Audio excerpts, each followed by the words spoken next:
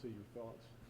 Yeah, not a surprise at all. When you look at the bracket, when it comes out, you obviously get focused on the game in front of you, and then you kind of look to that first game, what it might be, and I mean that's basically who I anticipated that we would play. Great team, great talent. Enjoy competing against them, and should be a great night for college baseball. I'm just curious. Everyone seems to love Scott Barry. You have any Yeah. interaction and stuff with him? Yeah, very big time respect. To be a mid-major coach at programs that were successful, I think I kind of appreciate the challenges, and there's a few of them like Southern Miss that have kind of ascended to their own level in that regard, and that takes great coaching, great recruiting, great leadership, great culture.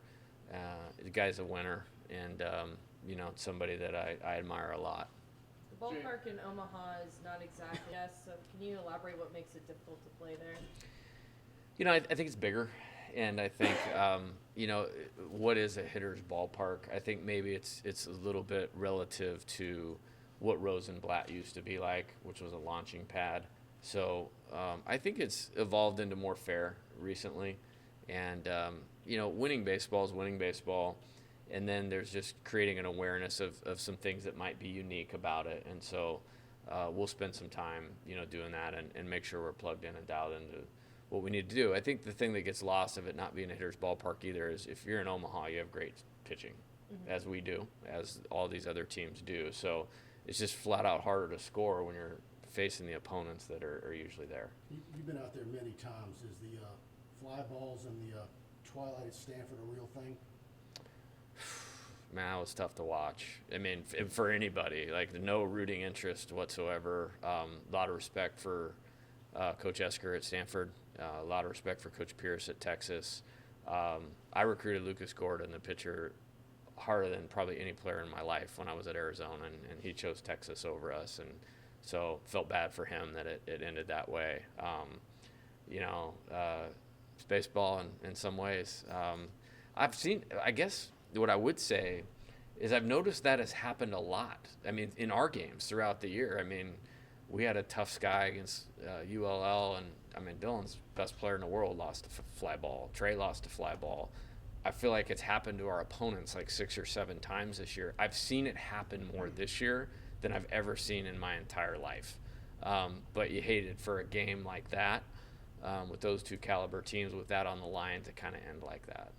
I know that obviously the season's not over, but when you look back at the regular season, regional, super regional, do you think it was just an accomplishment for these guys to not let entitlement set in, knowing that they had to earn this trip to Omaha and not just handed it to them?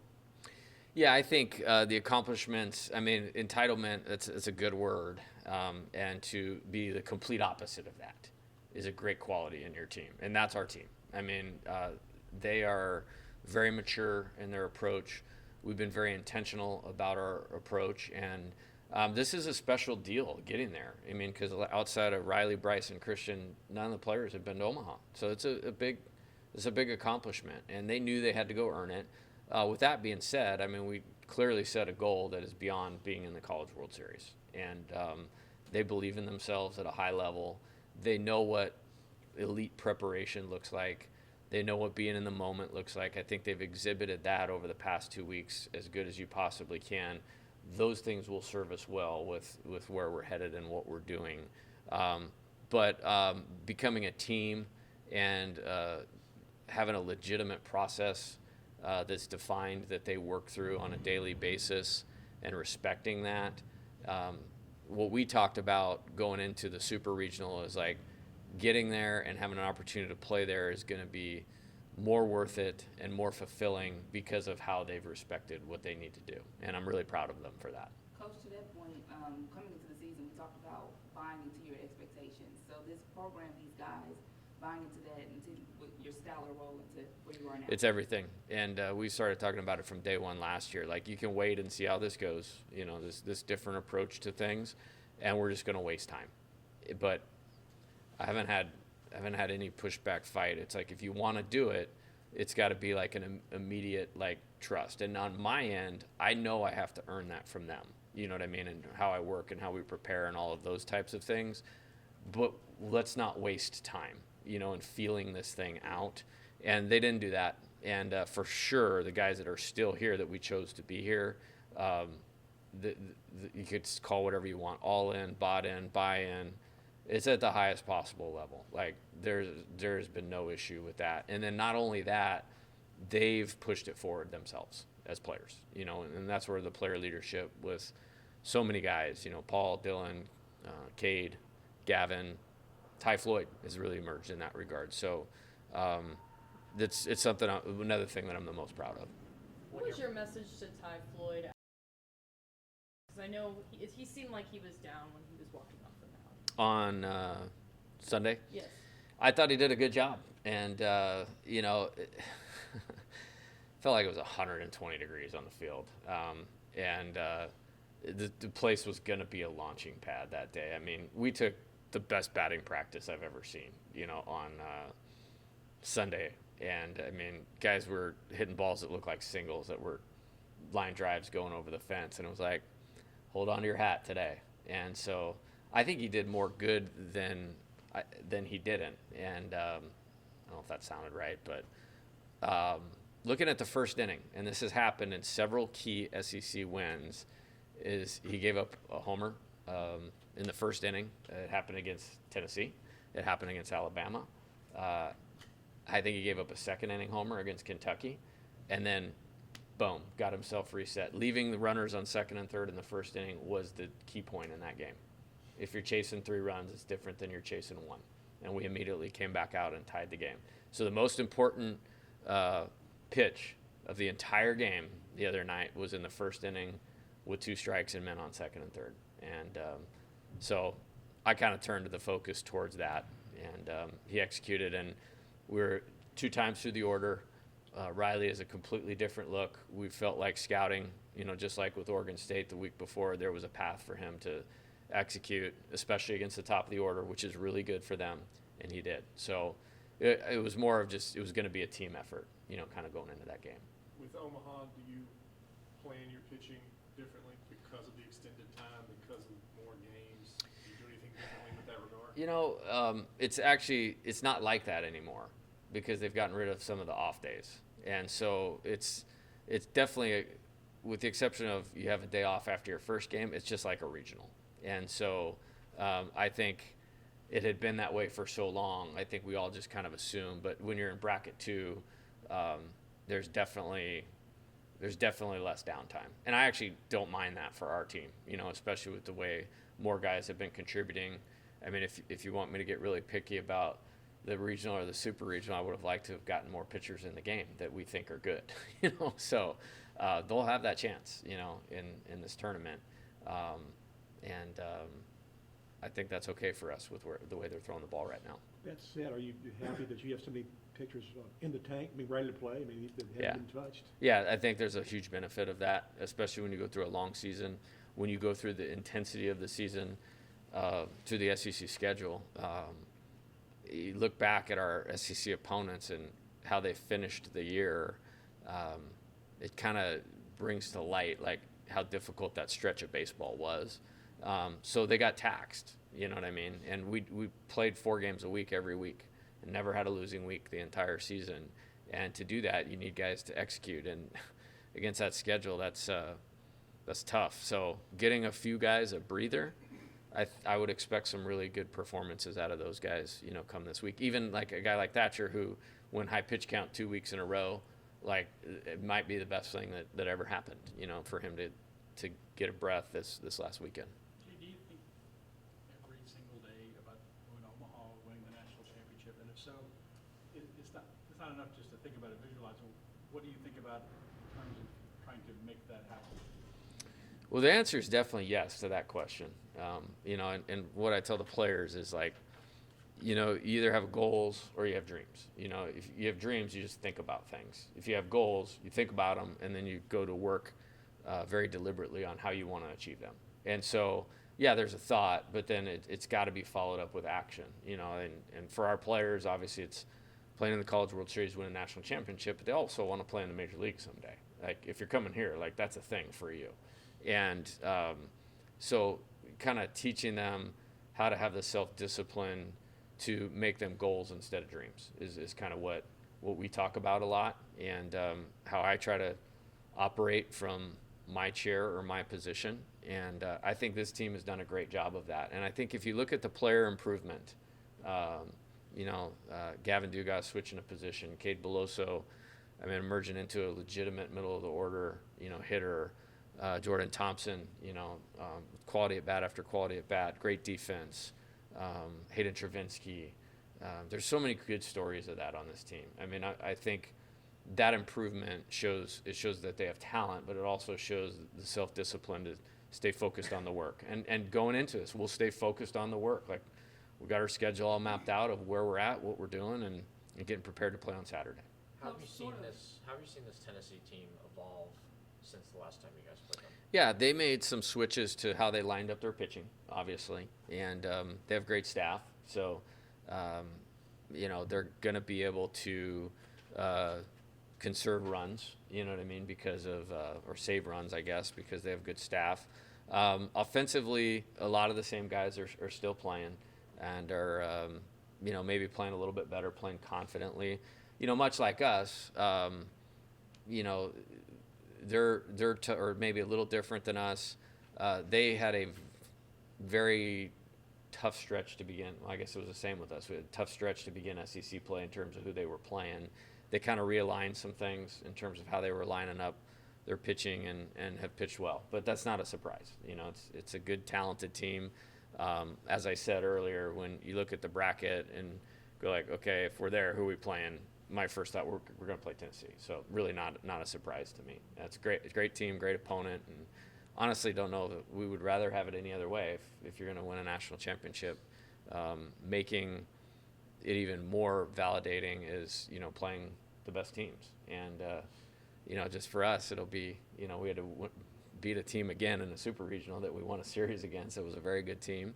And then, you get another, SEC opponent in game one of the College World Series. And I think it's really exciting. And like I said, great night for our program and great night for college baseball coming up. Have you looked much at Wake Forest or Stanford at all? No, but we will. Yeah, you have to be prepared with that. I think something I learned, a couple times is you need to focus on your side of the bracket. Like the other side, it doesn't become relevant until it becomes relevant. And then having, the day off before the championship series and kind of how we roll is plenty of time to get focused on one team. So you spend all your time on your side of the bracket. Sort of patting yourself on the back here. How much does your Omaha experience help lead this team to the ultimate goal? I definitely feel way better prepared than the first time that we went, and we won 5 games the first time that we went. But having gone through everything, win the first game, then lose, and then have to win 3 in a row, and then, win a game in the finals, lose in the finals. Other than holding the trophy, I feel like I have a pretty good pulse on everything that happens over those 2 weeks. And, what more importantly than that is, the self-discipline and self-control of our team. They're going to be fine. Okay, we had a 10-minute meeting yesterday, no longer than 10 minutes. Hey, here's the schedule. Here's how we're going to continue to prepare the way that we have the last 2 weeks. Here's some of the things that are going to happen. These are a few things that we need to do to win. This is unique relative to being in Omaha. And then go out and be yourself and play in character. And I said that on Sunday night after the game. If they play in character, we're going to give ourselves a great chance.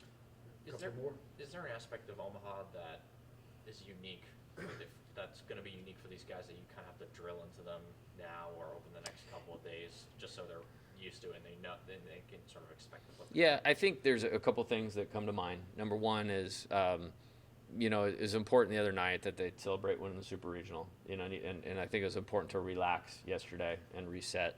And then today, it's about being back in tune with what makes us us, which is the work, like I was just talking about, and the preparation. And then there's still some downtime, while you're there. Enjoy that, and then have the understanding of what you need to be when you need to be it. So when we're preparing while we're out there Wednesday, Thursday, and Friday, let's be locked into what we're doing preparing. And then there's other times to step back and relax and enjoy it. And then the other element is, I think we have to be as prepared as anybody. Is, you know, there's 26,000 people in there, you know, on Saturday night, no question about it. And so it's exciting, you know what I mean? They'll be like, this is awesome. I mean, it feels like the College World Series. And so just staying focused on the task at hand. I know, super boring, focusing on one pitch at a time, super boring, but all of it still applies the exact same way. What's the schedule look like the next couple of days? Yeah, we're going to work out today. We've kind of found a sweet spot of timing that's worked really well for us since they've been out of school. That allows for the right work to be done, the recovery, all of that type of stuff. You know, we'll be doing our scouting and stuff like that. You know, then tomorrow we'll leave tomorrow morning. We'll have a light workout tomorrow just to kind of, hey, we're going to get off the plane and, you know, do the deals that come with coming to the College World Series, but then we're going to go practice. Got a lot of bullpens that need to be thrown tomorrow. Hitters have some things that we want to do. Thursday we'll practice in the stadium. I think 3:15 is our time, if I'm not mistaken, 3:10, 3:15. And then Friday we'll have another workout, kind of like a normal practice that we've been having here throughout the postseason, and then tee it up on Saturday. We'll go ahead and let Coach go because we got the players. In game, probably, yeah. I think I've probably made better plays in practice just because those are the type of things that, you know, I'd like to do just in case it happens in the game. But definitely probably one of the best in-game plays that I've made. I didn't even realize how high I actually jumped until I saw the pictures.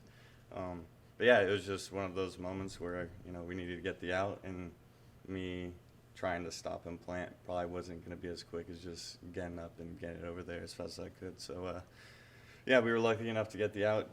Trey made an incredible stretch to be able to complete that play. So, you know, it takes, you know, both sides for that play to be able to be made. So I'm just, you know, super happy that Trey was able to hold the bag and make a really big stretch to be able to complete it. Jordan, with your defense from last year to this year, have you kind of had some self-reflection about all the hard work that you've done and how far you've come? Because you're fantastic this year. I mean, have you done a little patting on the back this year at all?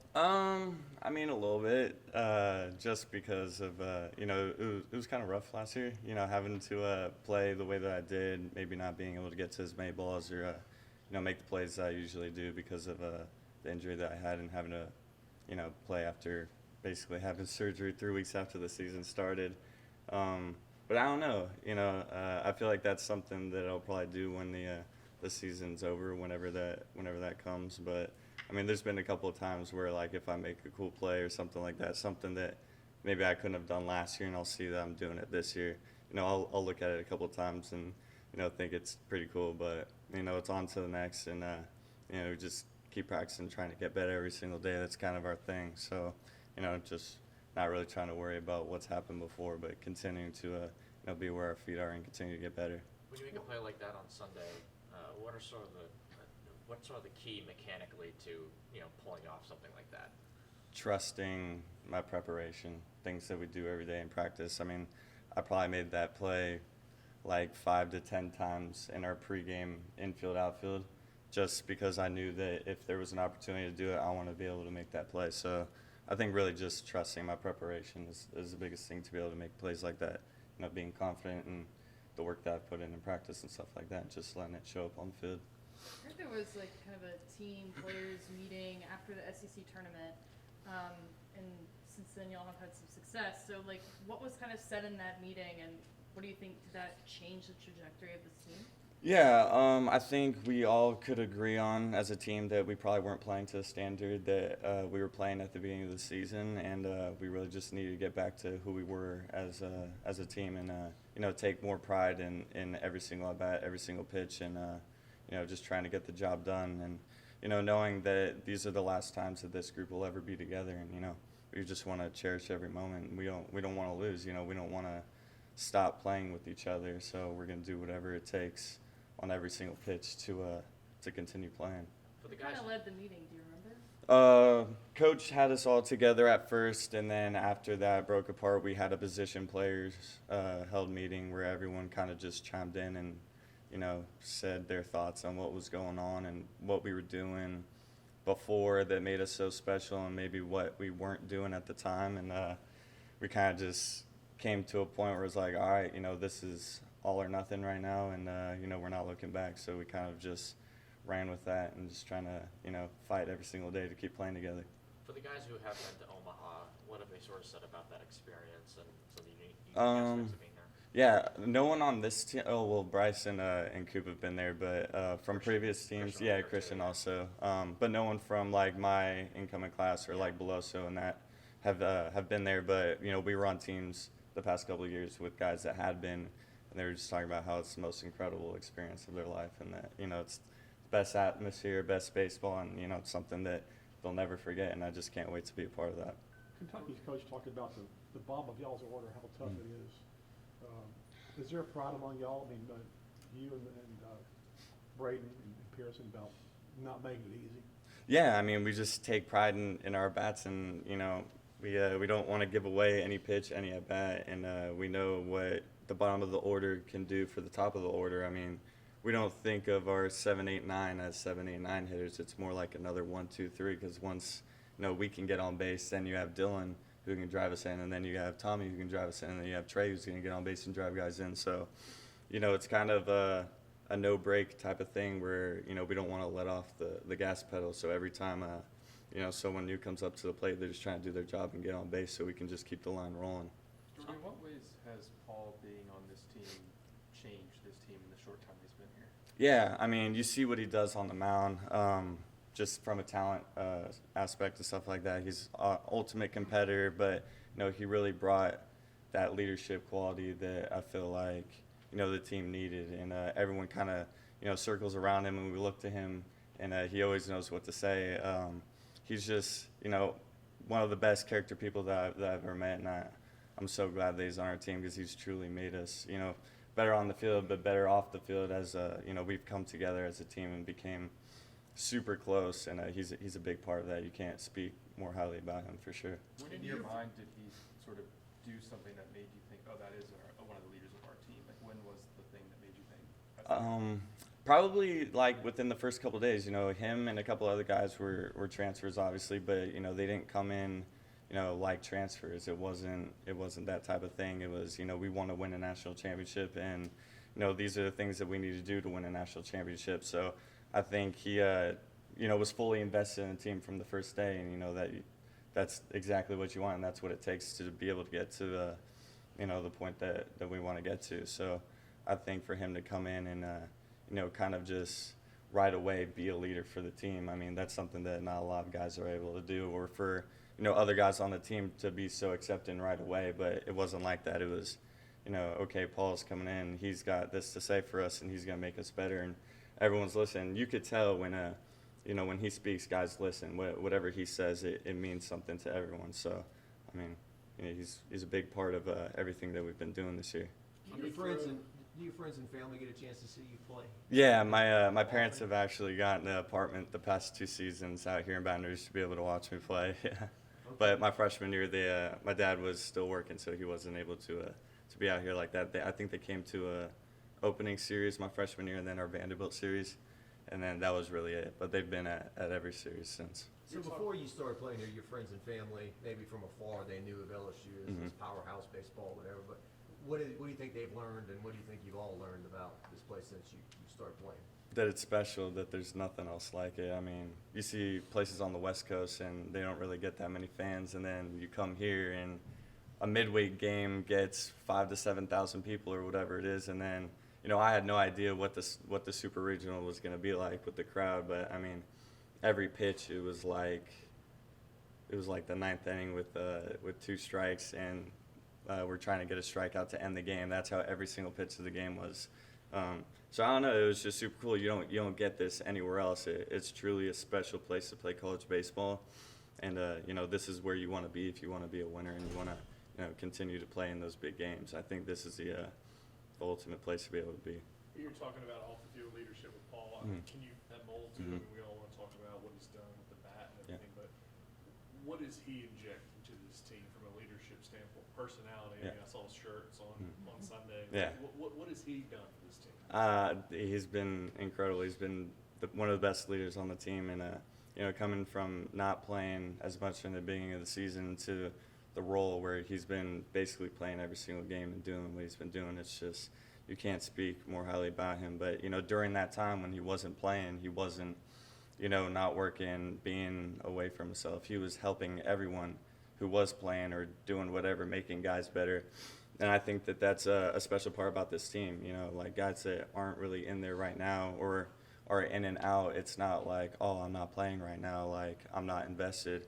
Everyone's all about everyone all the time. And I think Hayden Travinsky is, at the top of the pack when it comes to that. I know at the beginning of the season, me and him were hitting every single day, and he was always helping me. He's definitely someone that I go to whenever I feel like maybe I'm not doing something that I used to be doing, because I feel like he knows my swing really well. So, he's there for everybody, and that's something that you really like out of a person like him. It's that those are the type of players they need on a team that wins for sure. I know it's late on, but did you happen to watch that game last night, Tennessee and Southern Miss? I watched it a little bit. I saw like the 7th and 8th, 9th inning, Chase Burns closing it out, but I didn't watch the whole game.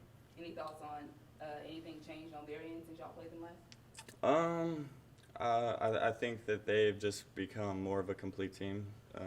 Maybe at the beginning of the year they didn't really know their mold at the time or what their lineup wanted to be. Kind of similar to maybe where we were last year, going through type of things where you're just trying to figure things out, and they've gotten to a point where they look like a really good team, and obviously in Omaha for a reason. They can win games. They have elite pitching, and they have a really good lineup. So it's going to be a good game. But I mean, we haven't really looked too much into like the last series that we played against them or anything like that. But I know this week we'll be preparing for sure. Time for maybe 2 more. I saw you draw something in the dirt for your last at bat. What was that? Well, I have a friend who had passed away last year before the season started, and kind of before every game when I go out to shortstop before the first pitch is thrown, I'll like draw his initials in the dirt with like some hearts next to it, just like remembering him and kind of playing for him and stuff like that. On the occasion where you've had to move over to second base, how comfortable are you with doing that, and what's that adjustment been like for you? I mean, I'm comfortable doing anything. I'm a baseball player, man. Whatever coach wants me to do, I'm gonna do. If they needed me to pitch, I'm gonna go up there and be able to pitch for the team. But I mean, it's no different. We're just trying to get outs and do whatever it takes to win baseball games. So whatever coach asks us to do, that's just what we do. I will let John, last one. Thank you. Gavin's in the room, so I'm gonna ask you to compliment him. He's gonna have to hear it. But after the game the other day, interviewing him, he's like, Paul Skeens is great, Dylan Cruz is great, but I belong here too. Like almost like people here, he's got that dog or he is a dog. Can you talk about just his mentality and confidence as a true freshman to come in the spot? Yeah, no, it's incredible. I've known he's had it this whole time, just because me being a shortstop pitcher in high school and then being with him the whole fall, I knew that he's exactly like me in that sense. And when I see him go up on the mound, I know that he's going to get the job done. I remember when he had first started going to pitch and stuff like that, Coach Johnson would like ask me about some of the pitchers, and I told him, like, whenever the game is on the line and you want a guy in there, he's the guy, because I know like he's not going to budge. Like he's going to go in there with full conviction, full confidence, and he's going to give you everything he's got all the time. And that's just something that I saw playing shortstop with him throughout the fall and then the early spring. And I had no doubt that he was going to be able to do the things that he does. Like when he went to South Carolina and was able to close out the game on the road in a hostile environment. Some guys can't handle that type of environment, but I had full confidence that he was going to do it. When he gets an out, I'll look at him and I'll tell him, hey, let's go, finish. And you see it in him where he just locks it into a different mode, and boom, strike one, strike two, game over. So, I mean, every time he goes out there, I know he's going to get the job done. I'm just super happy and proud of him for what he's done. Really, that's my only thought process. Did you feel much relief in high school just strictly started? My junior year, I started off coming out of the bullpen just because we had more starters, and then they wanted to just keep me at shortstop. But my senior year, I was strictly a starter. How's it been to go back to being a reliever, knowing that you got to get the job done immediately? There's no Yeah. lead in. I mean, I love it. Coming in there as a reliever, there's just a lot of adrenaline, a lot of energy. I mean, you can feel it. I mean, there's times that it's not nerves. There's times I can just stand on the mound and like my hands just kind of shake it just from all the adrenaline pumping through my body. And it's really, really fun. It's really cool pitching in front of 10,000 people with the game on the line. And, I mean, it's the best feeling ever. Gavin, for you to put the bow on Sunday's game there, you walk around, you going to practice, and you're seeing these Go Omaha signs, how much does that really feed into you all's hunger? Yeah. I mean, it still doesn't really feel real. I don't think it'll feel real until we start pregame for our first game. But, I mean, that's like when I just first walked in earlier. I looked at Jordan, I was like, dude, we're going to Omaha. Like, that's crazy. I mean, it's just crazy to think about that. You know, it's been since 2017 since LSU's been to Omaha. And, I mean, this is why I came to school. This is why I came here. This is why I committed here whenever I was a junior in high school. And this is why I decided to come to school instead of getting drafted, because I wanted to go to Omaha with LSU, and I wanted to try to go win a national championship. Gavin, where does your confidence come from? I mean, I've always been pretty confident on the baseball field, but I mean, it helps whenever you have guys in the locker room that we have. I mean, they've welcomed the older guys, the new transfers, Paul, Thatcher, all the guys, Christian that came in. They've welcomed all the freshmen like from the very first day and made us feel like we weren't freshmen.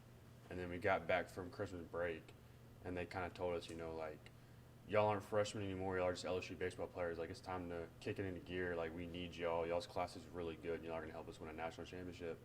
And so they made it known that we were a big part of the team. So, I mean, it kind of helped us just settle in. You didn't start pitching until, like, you know, we've talked about it, but you didn't start pitching until, like, February. And Yeah. so, you know, how have you kind of, you know, gathered that confidence through time as a pitcher, since you didn't plan on pitching when you came here? I mean, just trust in me, trust in my teammates, them putting a lot of trust in me, you know, coming up to me and, you know, telling me how good I am, this and that, like, just constantly just feeding positivity from the coaches, from the players, and then just myself, positive self-talk every single day, you know, during catch play, during bullpens, during pregame, then pregame bullpen right before I'm going to the game, just always talking to myself, you know, just pumping positivity. How has Wes brought you along, pitching-wise? I mean, Wes is great. That's like I would say. I mean, I didn't start pitching until February, and he helped me get my arm into shape really, really quick. And then, you know, getting your arm in shape, it's a grind whenever you aren't on the mound for a little while, and then trying to get back into it as far as like where your body's at. Your body, once you start moving down the slope, it kind of shocks your body. And so, I mean, he did a really good job getting me back in, easing me into it. And then once my body was ready to go, like, it was time to go out there and compete. And from the very first pitch I threw in game, you know, it's like I was saying, positivity. He's the most positive person I've ever met in my life. What's it like to? It's wild. It's every single day he's just feeding positivity. What's it like to end the inning, freezing the guy on a 3-2 pitch, and then watch it? I mean, it feels really good. I like whenever they swing more, though. Swing and misses are really fun. I mean, I just like striking guys out in innings and listening to the crowd, you know, whenever every single person in the stadium's locked into the game and knowing that they know how big of a spot we're in and them supporting us, it's a lot of fun. Did you think you were going back out there the ninth of the day? Did you? I thought I was coming out in the 8th inning for a second. Whenever they had 2 lefties coming up to bat, and Nate was warming up in the bullpen. I thought they were going to go to Nate, but then they ended up leaving me in. And then whenever I came in the dugout, Coach Wes and Coach Jay came up to me and they were like, "Hey, this is your game. You know, we're rolling with you." And I mean, same thing, feeding positivity. It was your game. We're rolling with you. Like, we have full trust in you. Go win us a game. So that's what I went out there and did. That big of a crowd can be kind of nerve-wracking. It seems like you feed off of it. Yeah. Would you say that's your thing? Because I saw you like bob your head a little bit after you Yeah. struck out the second guy. Yeah, I love noise. Noise. It's almost people react different ways in different situations, and a lot of people, they try to like zone that stuff out. But I'm never on the mound trying to like zone out the crowd and zone out the noise or anything. I fully embrace it whenever everybody's standing up in it with 2 strikes in the 9th inning with 2 outs. There's times where I'll just kind of sit there and like shake my head like, yeah, like let's get it going, get up, get loud. Like I feed off of it. I love it. And it's going to be really fun pitching in front of 28,000 people this weekend.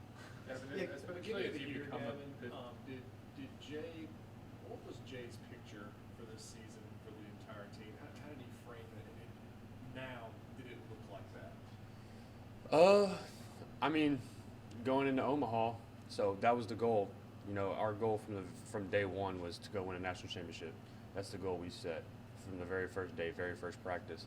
So I mean, the roles may not be the same. Obviously, you know, there's injuries, there's guys that have emerged that weren't as much on the radar at the beginning. But I mean, as far as the team goes, yeah, we've knocked off pretty much every single thing. This is how I imagine us coming in. You know, playing really good in the postseason, rolling into Omaha hot, and ready to go compete for a national championship. Yeah, but especially as you become a Hayden Stravinsky caught almost all of your innings this year, right? Kind of what is the confidence and how has he kind of brought you along to be as successful as you are? Yeah, it just kind of happened like that. I don't know how or why he's caught as many innings for me as he has, but I feel like, you know, Brady's caught like 1 or 2, and then Alex has caught a few, but I feel like Travinsky's been out there the most for me. And, I mean, I'll tell you, there's no one on our team that has as much confidence as him. Like, you are talking about my confidence, but he's like, the amount of confidence that he has is, I mean, it fuels our team even when he wasn't playing. He was a guy that, I told my parents this too, he was a guy that like, I mean, he's sitting the bench and he thinks that like, if he's in the game, he's going to be the best player in the country. And like, he's just waiting for his opportunity. And then soon enough, he got his opportunity, injuries, whatever happened. And I mean, he's might be the best hitter in the country right now. Like, he might be the hottest player in the country. So that confidence kind of feeds into everybody on the team, just seeing him go about his business and how much trust he has in himself, kind of just feeds into everybody else. And especially as you become a pitcher, is there something that you've taken and applied to yourself, maybe that you learned from Paul in any way? I mean, there's a lot that you can learn from Paul, yeah. But there's a lot of times that you can't learn from Paul because no one can do what Paul can do, right? Like, I can't do what Paul Skeens does. It just is what it is. But, I mean, the way that he competes and just goes after guys, that's definitely something that I took note of the first time he got out there. He goes out there and he competes. And, I mean, he has a plan. He has a scouting report. Him and Coach West sit down and talk about what they're going to do for each player. And, I mean, he goes out there and attacks the scouting report.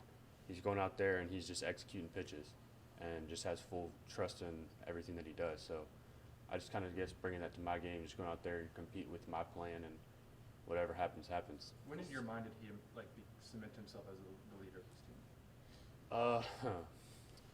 I think kind of from day one, really. He came in and everyone knew who Paul Skeens was coming in, and you know, from like the Air Force, and you know, we knew how disciplined he was going to be coming in, and we knew that he was going to have the leadership qualities just coming from the Air Force Academy. So I think, I mean, the moment that he stepped in, I felt like he was one of the guys in the locker room. I didn't know how everyone else felt that was already here, but as a new player, I thought that he was one of the guys in the locker room from day one that was being looked up to and looked at to help lead the team. Sort of going back to Travinsky, Milazzo has said that everybody hit him like this big meathead with a weird mustache and stuff, but he's actually very perceptive. He's very smart. Can you just kind of lend how perceptive he is, just either on or off the field? Yeah, I mean, he's kind of almost like a coach, honestly. He's baseball savvy. He loves baseball.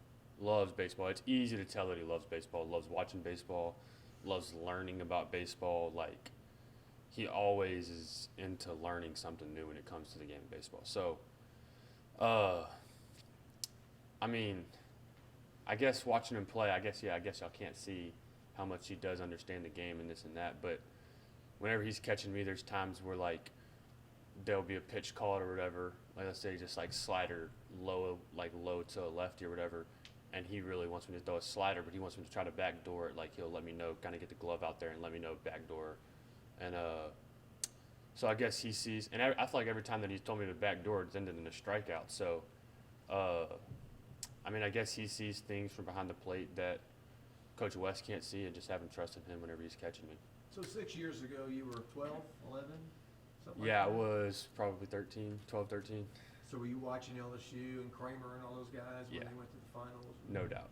Yeah, you have memories of like, that's cool, I want to do that one day? Yeah, or- 100%. I was on the Mic'd Up podcast whenever I first got here in the summer, and that was the first thing I said in like 2017. You know, watching them getting so close to winning a national championship and then falling up short.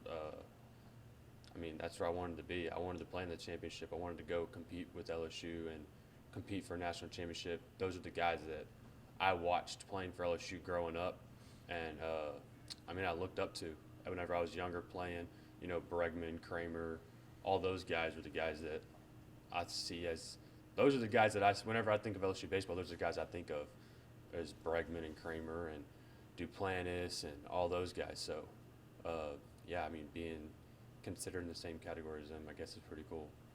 What's been the key to finding that release point with your slider and just turning that into such a weapon? Just trust. I mean, knowing it's a good pitch, knowing that it's an out pitch, and just being able to compete with it in the zone, and then also being able to extend it whenever needed. I mean, trusting Coach West whenever he calls slider, fastball, whatever it is. Just, I mean, it's really just about competing. It really is. It's what it's about. It's competing and forcing them to beat me instead of beating myself. What do you think about it makes it look like a curveball? Because that's what a lot of people say. It's a Yeah. curveball, but you call it a slider at least. Yeah. It's more just my release height because the fact that I throw from like a higher release height that I'm pulling down on the ball. A lot of guys, like when you look at Paul, he throws from a lower arm slot and he's going to be able to pull the side of the ball more than I am. So it's like if you look at the big leagues, like Verlander's slider is pretty straight down. I mean, there's a lot of guys that it's a gyro slider, and it's just hard for me to get horizontal movement on it. There's sometimes that I do, sometimes I don't, but it's just kind of the shape of pitch that I end up throwing. With Wes, not to get too inside, you know, what you guys do, but I've heard it's kind of a good cop, bad cop. Maybe in the first it's the negative stuff, and then you sleep on it, and then maybe the next day come back with the positive stuff to kind of round it all together, or I mean, it's a mix. I mean, we're always into learning, right? We're always into getting better. He's always into getting better. He's always into teaching us and helping develop us. So, yeah, I mean, I guess if he has to tell us something that maybe we don't want to hear, he's going to tell us it still. But, I mean, for the most part, he's always positive. He's always positive. Have you still been taking ground balls and stuff over the last month, few weeks or so, and taking at bats during the No, practice? we've just been focusing on pitching for now. Whenever the season ends, we're going to get back hitting, taking ground balls, and then I'll be playing summer ball Do you at short. Okay. Do you still want to do both, or Yeah, do you want to do that's one the or the other? plan Okay. in the fall, is come in, get back hitting, get back playing short, taking ground balls, getting, you know, back in shape, working hard at that, and then slowly getting the arm back going and throwing some in the fall, getting my arm ready for season. Coming into the season, y'all were top ranked across the board, obviously, as a team, freshman class, transfer class as well. Can you just speak to all those pieces coming together to now? Yeah, it's really cool. I mean, the amount of talent we have on our team is unreal. Even, I mean, our bullpen is so deep, even whenever we have, you know, 4 arms that are probably going to be big leaguers, 4 or 5 arms that are probably going to be maybe big leaguers pitching the big leagues one day, and they're hurt. And, I mean, we still have guys just rolling out and getting outs against good teams in playoff baseball. And so I don't think there's a whole lot of teams that could have 4 of their best arms go down and still be able to compete at the level that we do. So that just shows the depth there. And then being able to come together as a team is really cool. You know, we've always been a really close team, and it showed at the beginning of the year. But, I mean, we had a little bump in the road, you know. It wasn't that bad. You know, a lot of teams have struggled worse than we did, but there was a few weeks where we were playing uncharacteristically, and, you know, we were able to sit down and talk to each other, have the coaches talk with us, and be able to be open about everything. And, I mean, we're getting back going now, so it's really fun. Good Do you- time for 2 more questions. During that long delay, I know that every player kind of spends their downtime differently. Like Thatcher plays with Legos. Do you also play with Legos, or like what do you do during that downtime? I took a nap, a really long nap, really long needed nap. I wouldn't say that I'm always a napper, but I was just in the moment. I was tired. I was ready to just go lay down. So I went in the training room, laid down on one of the beds, and took like an hour nap. And woke up and ate one of our pregame meals, and then got back ready to go play. Have you felt better physically now that you've been just concentrating on pitching over the last month or few weeks or so? Yeah, for sure. I mean, it's a lot less of a workload, you know, taking a lot of stress off my back, and really just being able to focus on certain movements and being able to, just being able to focus on the certain movements I need to focus on, not overdo it, and let my back rest and my arm rest and my legs rest whenever I'm not working on pitching has been big, yeah.